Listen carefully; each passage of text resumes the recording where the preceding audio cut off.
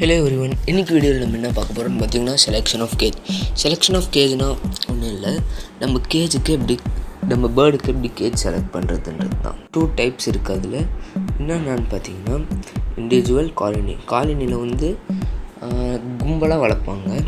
கும்பலாக அதுக்கேற்ற மாரி நம்ம பார்த்து கேஜ் ரெடி பண்ணிக்கணும், இல்லை மார்க்கெட்டில் வாங்கிக்கணும்.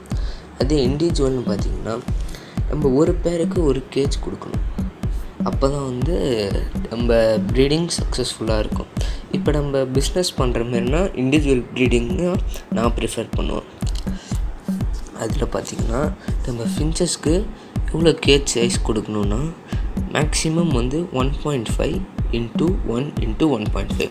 அதே பட்ஜெட்ஸ்க்கு 2 × 1 × 2. அதே ஆஃப்ரிக்கன் லவ் பேர்ட்ஸ்க்குனா 2 × 1.5 × 1.5. அப்புறம் கடைசியாக காக்டெயில்னு பார்த்திங்கன்னா 2 × 2 × 2 சொல்கிறேன். இது எப்படி நம்ம ஈஸியாக கண்டுபிடிக்கணும்னு பார்த்திங்கன்னா, உங்கள் பேர்டோட 2 ரெக்கையை விரிச்சதுன்னா அது வந்து ஈஸியாக அதோட அந்த கேஜில் இடிக்காத மாரி பறக்கணும். அந்தமாரி இருந்துச்சுன்னா அதுக்கு கரெக்டான கேஜ்னு அர்த்தம். இதை வச்சு நீங்கள் பேர்டுக்கு ஏற்ற கேஜ் ஃபைண்ட் பண்ணிக்கலாம். அப்புறம் 2 டைப்ஸ் ஆஃப் கேஜ் இருக்குது, இண்டியன் அப்புறம் இம்போர்ட்டட். இந்தியன் கேஜ் பிக்சர் நீங்கள் பார்ப்பீங்க பாருங்கள். அப்புறம் இம்போர்ட்டட் கேஜ் இப்போ நான் காட்டுறேன் பாருங்கள். இது ரெண்டுத்துக்கும் என்ன அட்வான்டேஜ் அண்ட் டிஸ்அட்வான்டேஜ்னு பார்த்தீங்கன்னா, அட்வான்டேஜ்னு ஃபஸ்ட்டு பார்த்தோன்னா, இது வந்து நம்ம திடீர்னு இப்போ பாட் வைக்க மறந்துட்டோம் அப்படின்னா ஈஸியாக நீங்கள் கட்டிட்டு அந்த கேஜை பிரிச்சுட்டு பாட் வச்சுக்கலாம். அதேமாரி நிறையா சைஸில் நம்மளுக்கு மார்க்கெட்டில் இது அவைலபிளாக இருக்குது. அப்புறம் டிஸ்அட்வான்டேஜ்னு பார்த்தீங்கன்னா ஈஸியாக துரு பிடிச்சிரும்.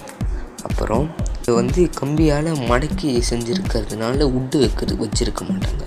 அதனால் உங்கள் ப்ரெடேட்டர்ஸ் எதை அட்டாக் பண்ண முயற்சி பண்ணிச்சுன்னா இது ஈஸியாக டேமேஜ் ஆகிடும். அதே இம்போர்ட்டட் கேஜ் பார்த்திங்கன்னா அதோட இரும்பு வந்து ஸ்ட்ராங்காக இருக்கும். அதனால் நம்மளுக்கு இதில் இன்னொரு அட்வான்டேஜ்னால் பார்த்திங்கன்னா இது துரி பிடிக்காது. அப்புறம் வந்து கீழே ஒரு ட்ரே கொடுத்துருப்பாங்க. அதில் வந்து நம்ம பேர்டோட ஃபுட் வேஸ்ட்லாம் கீழே வந்துடும். அப்புறம் பேர்டு ஈஸியாக நிற்கும். ஆனால் இதில் கொஞ்சம் கம்ஃபர்டபுளாக ஃபீல் பண்ணாது. நீங்கள் ஃபின்ச்சஸ் கேஜ் வாங்கும் போது வேர்ட்டிக்கலாக இருக்கிற மாரி பார்த்துக்க, லென்த்து வேர்ட்டிக்கலாக நீட்டாக இருக்கணும். ஏன்னா ஃபின்ச்சஸ் சிட்டுக்குருவி வகையை சேர்ந்ததுன்றதுனால அது வந்து இந்த லென்த்தாக தான் பறக்குமே தவிர ஹைட்டாக பறக்காது அவ்வளோ. இதே மற்ற bird cocktail, budgies, African love பேர்ட்ஸ்னு பார்த்திங்கன்னா ஹைட் அதிகமாக இருக்கிற மாரி வாங்கிக்கோங்க. அப்புறம் இந்த சர்க்கிளாக இருக்கிறது சிலிண்டர் ஷேப் கேஜ் அந்தமாரிலாம் வாங்காதீங்க உங்கள் பேர்ட்ஸுக்கு. அது வந்து இப்போ அதில் வந்து கார்னர்ஸ் எதுவும் இருக்காது, அதனால் பேர்ட்ஸ் கம்ஃபர்டபுளாக ஃபீல் பண்ணாது. இதனால் உங்களுக்கு பேர்டுக்கு ஸ்ட்ரெஸ் ஏற்படுறதுனால உங்களுக்கு வந்து ஃபெதர் ப்ளக்கிங் வரலாம். அப்படியே ஃபெதர் வந்து எப்படி சொல்கிறது, அப்படியே பிடுங்கிட்டு கீழே வரலாம். அதுக்கப்புறம் நீங்கள் கேஜ் வாங்கும் போது மெஷ்ஷு வெளியே எதுவும் நீட்டிகிட்டு இருக்காத மாரி, அதை கம்பி வெளியே குத்துற மாதிரி நீட்டிகிட்டு இருக்காத மாரி பார்த்து வாங்கிக்கோங்க. இது நீட்டிகிட்டு இருந்துச்சுன்னா உங்கள் ஃபுட்டு வைக்கும் போது உங்கள் கை டேமேஜ் ஆகும், இல்லை பேர்டு பறக்கும் போது அதுக்கு டேமேஜ் ஆகும். இந்த வீடியோவை பார்த்ததுக்கப்புறம் உங்கள் பேர்டுக்கு நீங்கள் ஒரு நல்ல கேஜ் செலக்ட் பண்ணியிருப்பீங்கன்னு நம்புகிறேன். சைஸ் கீழே கொடுத்துருக்கீங்கன்றதை கீழே கமெண்ட்டில் எனக்கு சொல்லுங்கள். Bye friends.